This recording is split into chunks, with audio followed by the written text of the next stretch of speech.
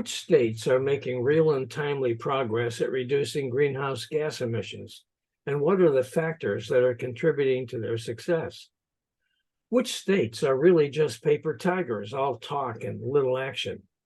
That's what we're exploring in a series of episodes with scientist and energy expert Jack Kerfoot. Episode 1, focusing on 4 northeastern states, is now streaming on YouTube and major podcast channels. Today's episode moves to the Midwest, where we'll check 5 states to see how they're doing. So stay with us. Welcome to Lean to the Left, home of no-holds-barred commentary, plus interviews with fascinating people, some of them top experts, others simply with interesting stories to tell. You'll never know who'll show up at Lean to the Left. Now here's your host, Bob Gaddy. Our guest expert, Jack Kerfoot, is a scientist, energy expert, and author of the book Fueling America: An Insider's Journey. He began his career in the energy industry in 1976 when America was paralyzed by an oil embargo. Since then, he's traveled the world working with scientists, bureaucrats, ministers, tycoons, sheiks, and heads of state on a diverse range of energy issues. He's the principal of J.L. Kerfoot Energy Services and blogs on his website, Our Energy Conundrum, at jackkerfoot.com. Jack's a strong advocate for renewable energy as the solution for combating climate change. Jack, welcome back to the Lean to the Left podcast. Bob, it's always a pleasure to be with you and to address one of my favorite topics. How do we reduce greenhouse gas emissions? Okay. I think what we need to look at when we assess how states are doing is establish criteria. What are the reasons that we decide to assess one state is doing well, making progress, and why other states may be just paper tigers or failing to address climate change whatsoever?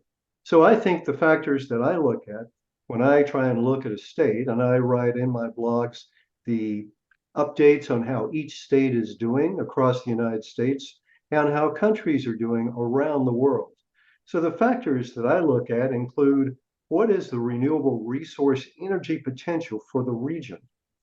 As you mentioned in your intro, the renewable energy resources, like our climate, change dramatically or very dramatically across our nation.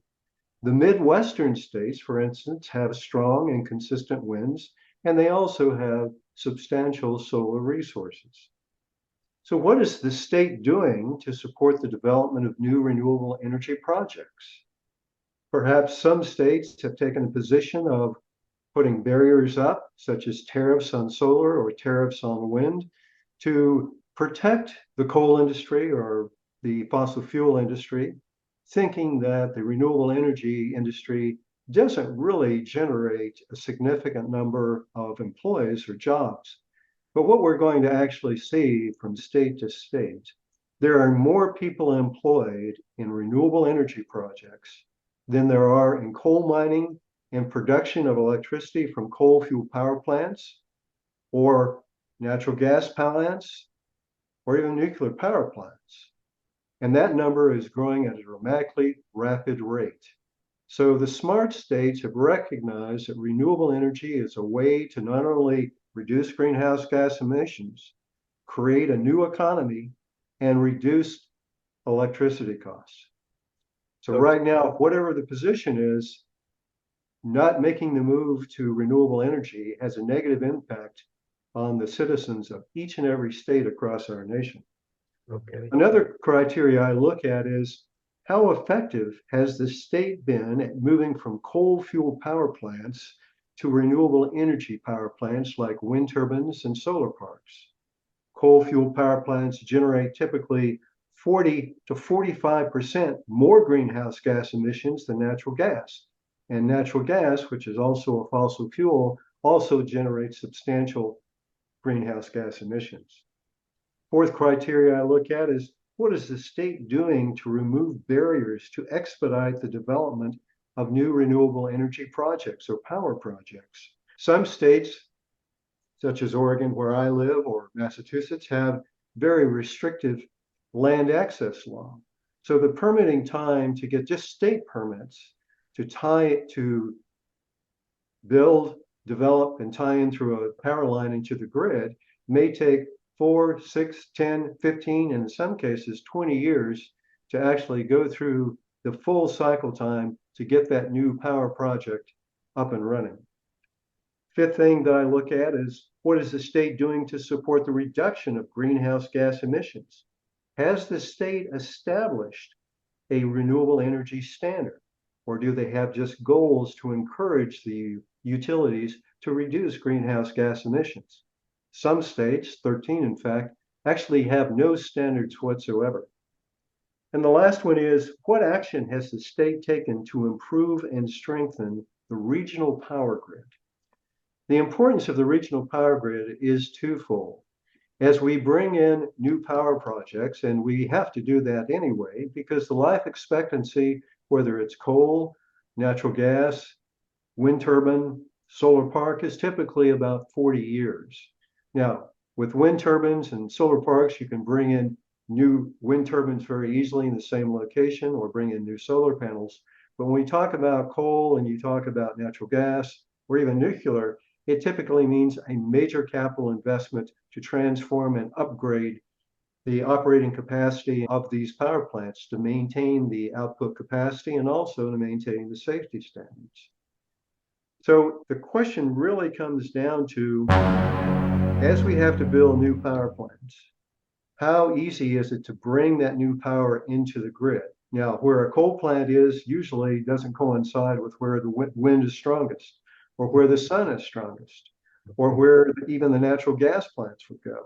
So the inevitability as we move away from the most polluting, particularly greenhouse gas polluting coal, to natural gas and hopefully renewable energy, we have to realize that we will have to be able to tie in to the power grid. So we have to realize that there will be investments to the power grid and access to tie into that grid. The other factor we have to realize is the power grid resistance to climate change. We have already started to see across the nation and around the world major increases in the amount of severe weather, hurricanes, tornadoes, floods, droughts, and blizzards. The increase is dramatic. We look at 1980 to, let's say, 2000 and compare that to 2001 to 2021. We actually see over an 80% increase globally in these major catastrophic climate events, which means that our grid, when these happen, they're no longer 1 in 100-year storms. They're becoming at a dramatically increasing rate and frequency and intensity. And so when it happens, the power goes out, and not just for 1 or 2 hours, and not just for a 4 or 5 square mile area. We're talking about losing the power grid in the entire state of Texas, which happened almost in 2021. They were able to maintain the power grid by having a rolling series of blackouts from El Paso all over to the eastern part of Texas and from northern Texas to southern Texas.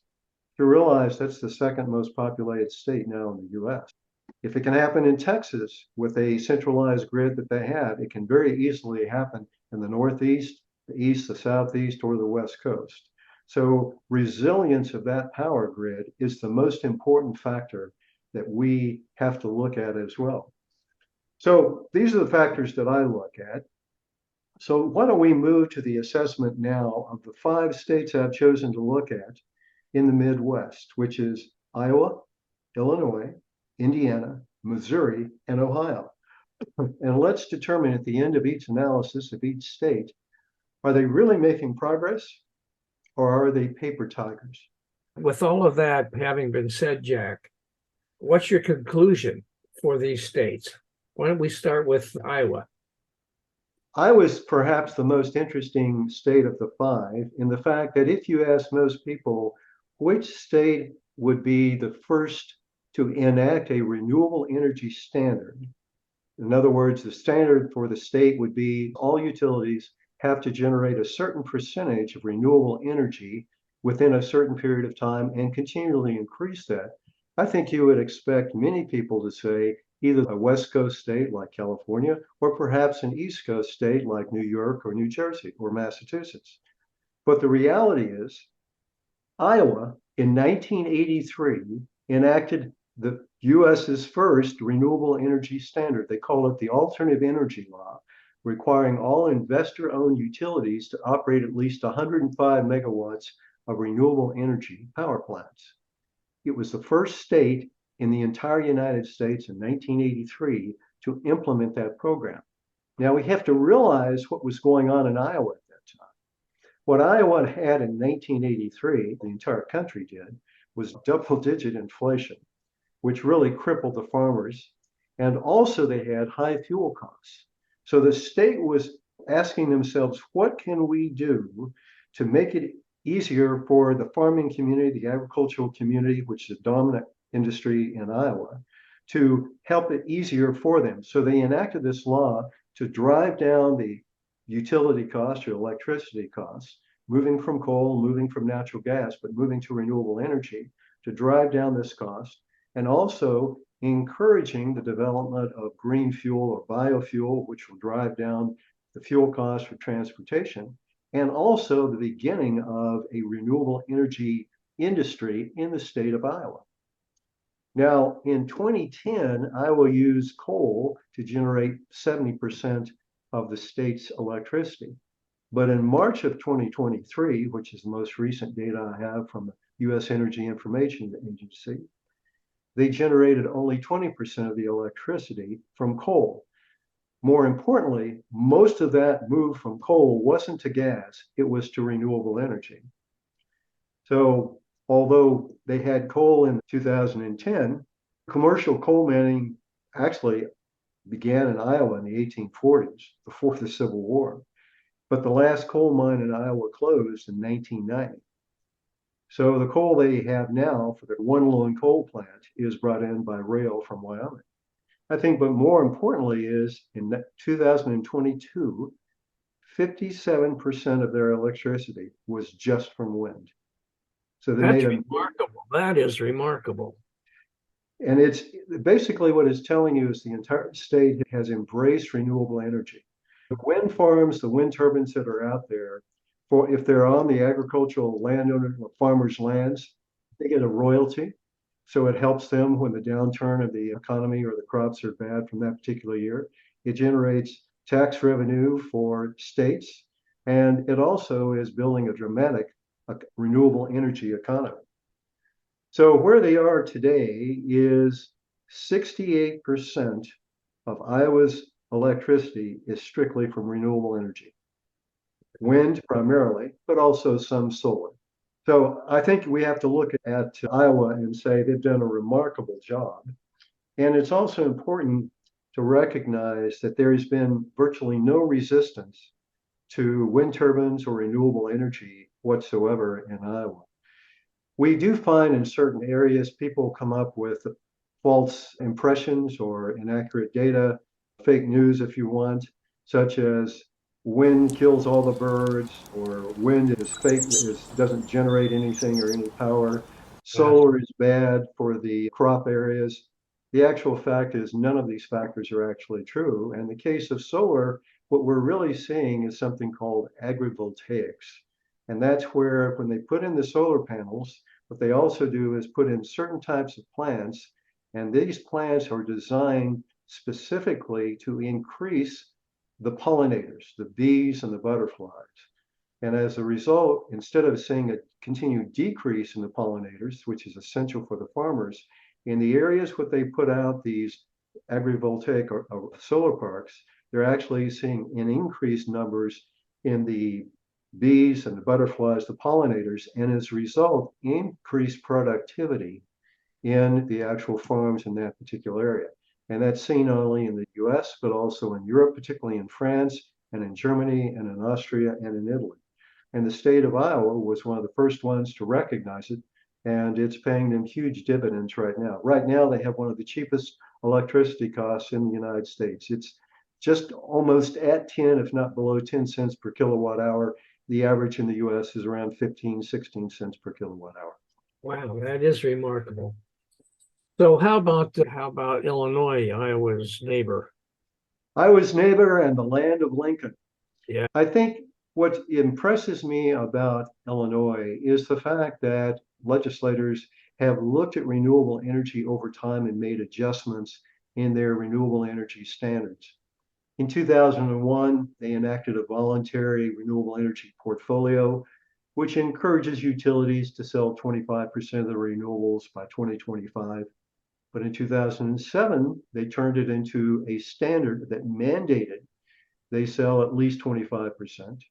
And then by 2021, they increased that to a 50% for renewable energy by 2040. Now, that's a very aggressive target because where they are right now is about 50% of their electricity, or 40% to 45% is actually from nuclear, which is also zero carbon. So they've been actively involved at looking at ways to reduce greenhouse gas emissions. What's important too is Illinois also has coal mining. In 2010, they used coal fuel power plants to generate about 50% of their electricity.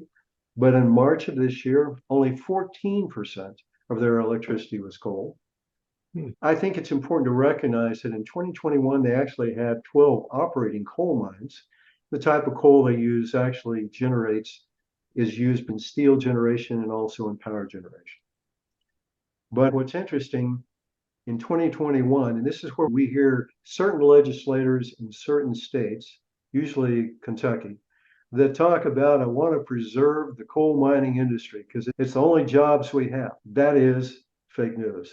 Because in 2021, and I've looked at every state, and you see this trend time and time again, there were 2017 to be exact, people that worked in the coal mining industry in Illinois, compared to 15,000 that worked on wind turbines and solar parks in Illinois.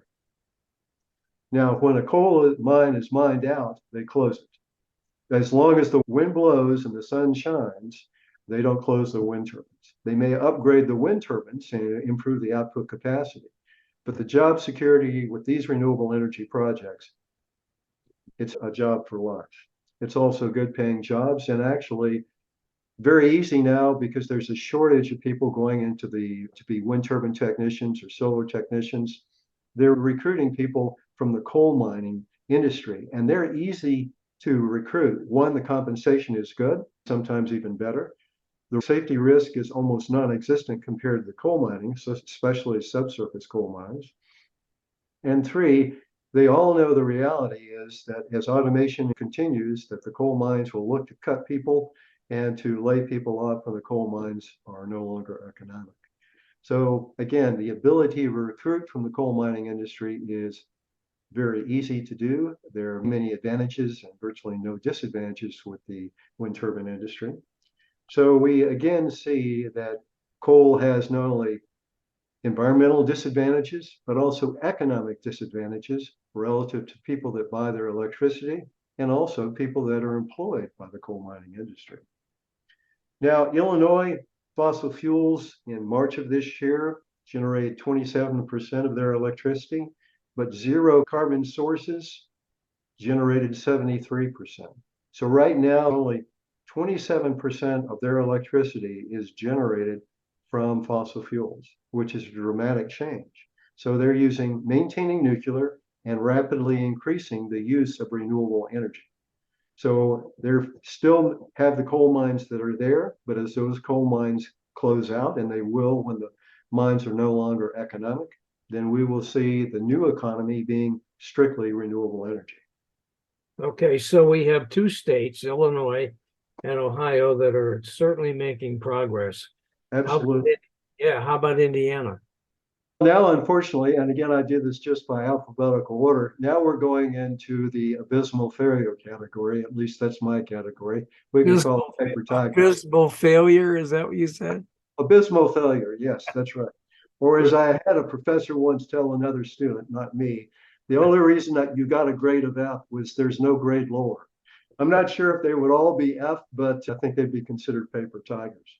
In the case of Indiana, they do have a clean energy portfolio goal, okay, which is not mandatory. It's encouraging for the utilities to do this. The utilities do get financial incentives if they join it, but none of the utilities for Indiana have decided to join. Now, their goal is to simply sell 10% of their electricity from clean energy. And to make it even more watered down, they include the term clean coal as part of that criteria as well. All right. So right now I'm looking at, is there such a thing? it is how you scrub the coal from that standpoint. It comes out of a clean coal power plant, and also the BTU output from that standpoint, the sulfur content as well. So some people have come up with that term to say it's clean coal. Clean in this case is a relative term. Okay.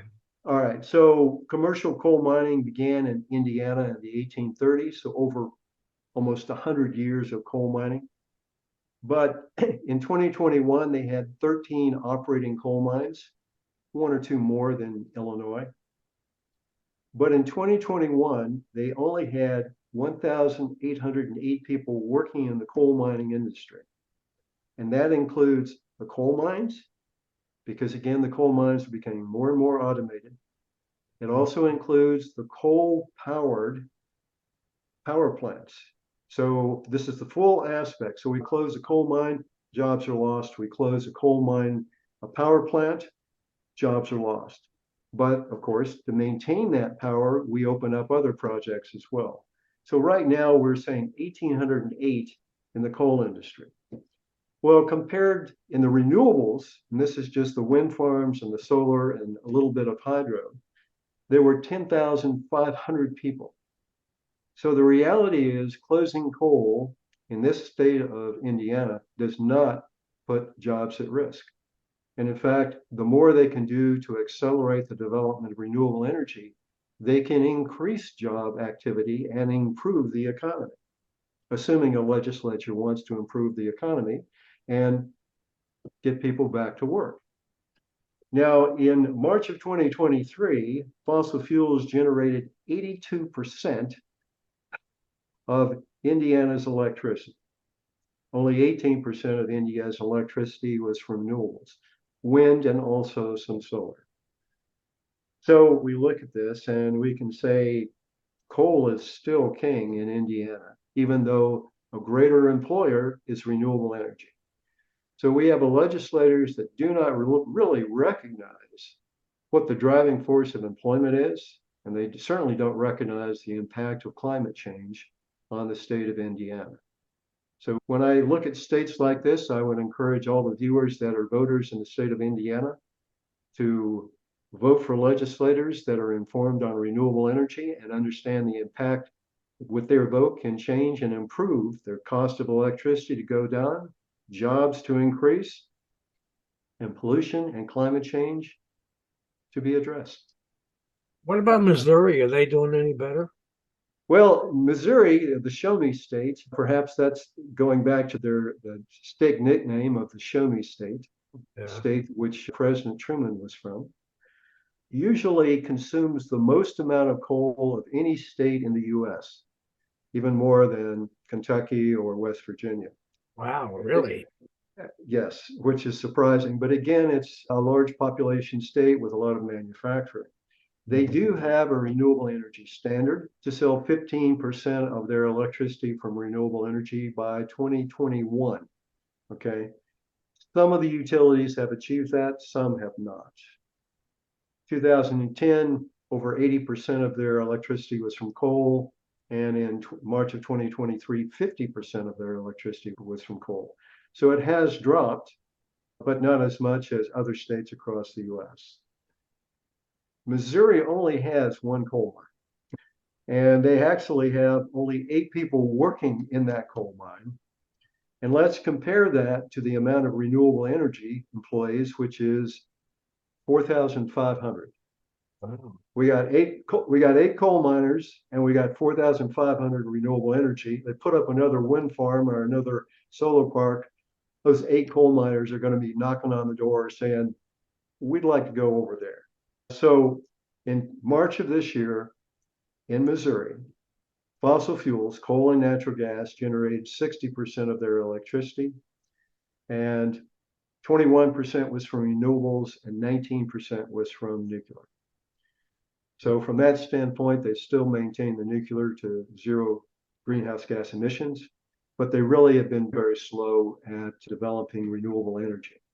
And they're adjacent to states like Oklahoma and Kansas, which have got 40, 50% of their electricity right now just from wind. Okay. So it's not a shortage of renewable energy resources. It is making all the other changes that have to be done for the state of Missouri, looking at the grid, looking at removing barriers from land access laws, and also encouraging utilities to make that change from an economic standpoint. So Missouri, which is University of Missouri, is actually, they are in the SEC. They are the Tigers of Missouri. But in the case of renewable energy, Missouri is a paper tiger. Okay.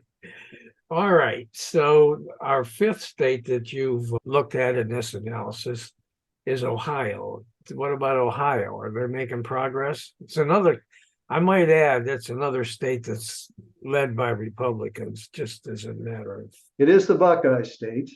They enacted a renewable energy standard in 2008, which was not as exceptional as Iowa, but it was a start. But that was to sell 12.5% of renewables by 2026. But then in 2019, they came back in and they said, oh, 12.5 is too steep. Let's cut that back to 8.5%, which they did. And they've also provided financial subsidies for the coal industry. So in 2010, Ohio generated 83% of their electricity from coal. Mm-hmm. In March of 2023, only 26% of their electricity was from coal. But what all the utilities basically did was make the move from coal, not to renewables, but to natural gas.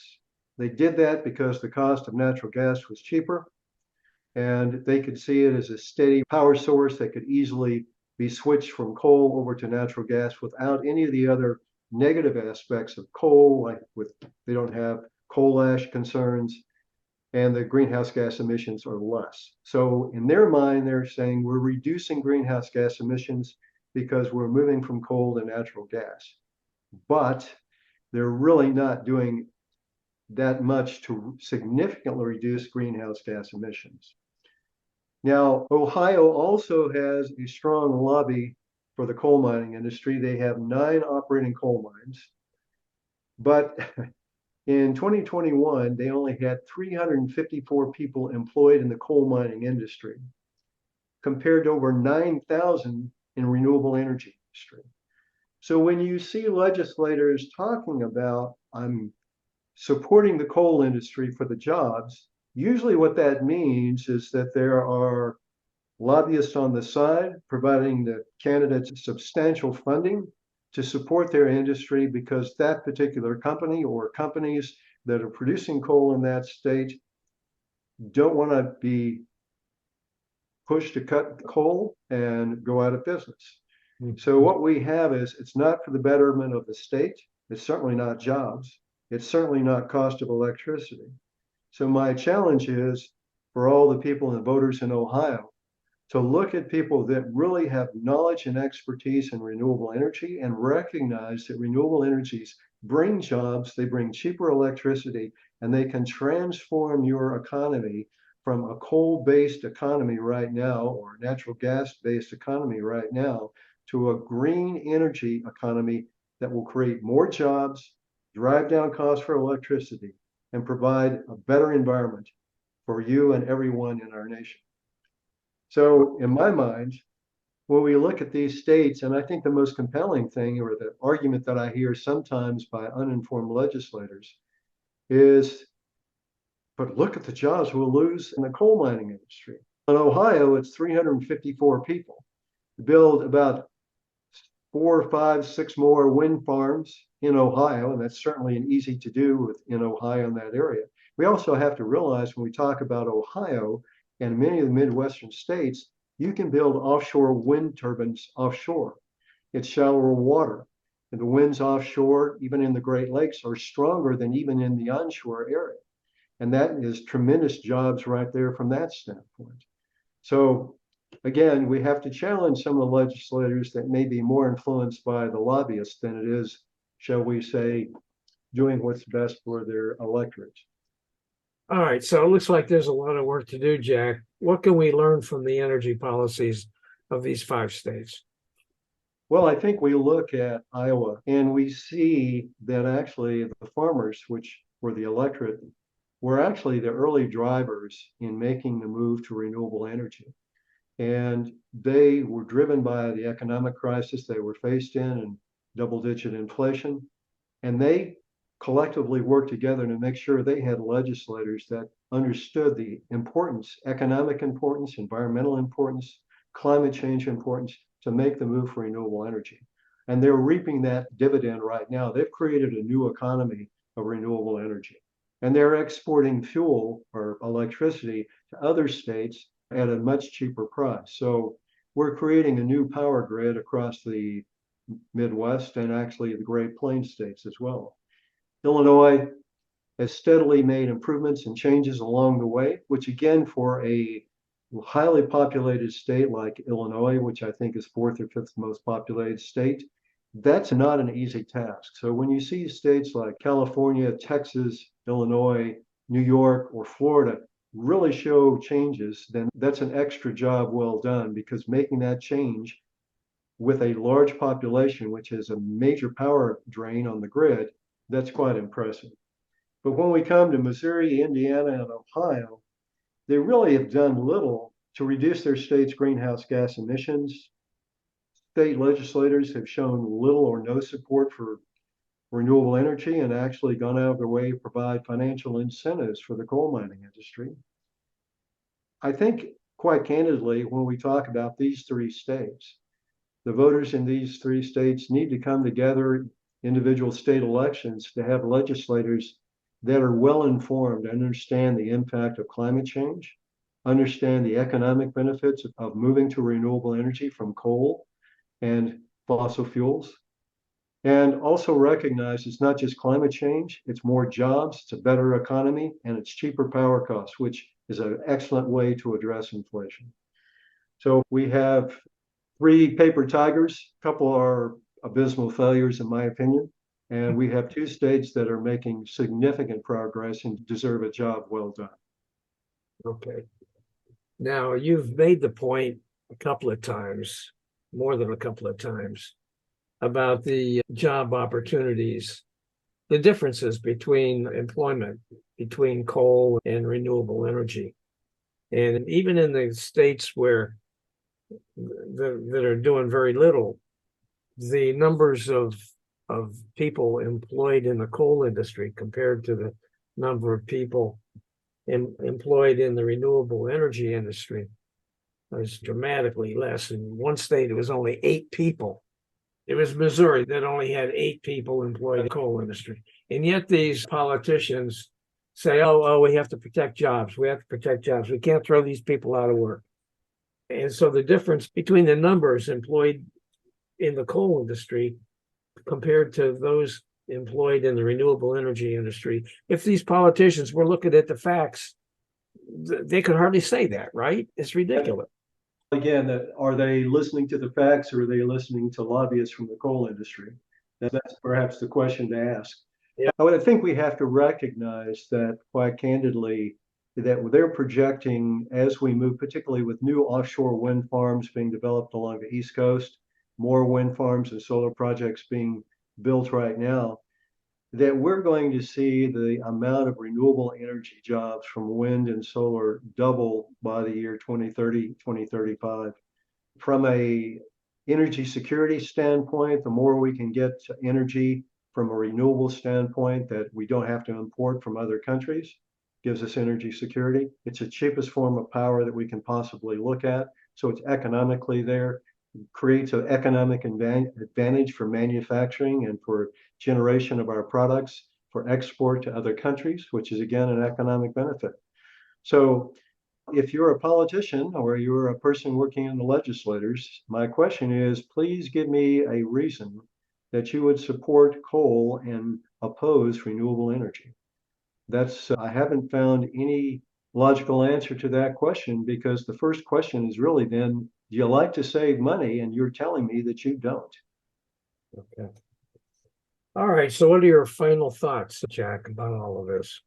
Well, I think we need to go back to the fact that we have compelling evidence that climate change is here. We're seeing increasing number and frequency of severe storms, not only in the US, but around the world, in Asia, Australia, Africa, Europe, South America.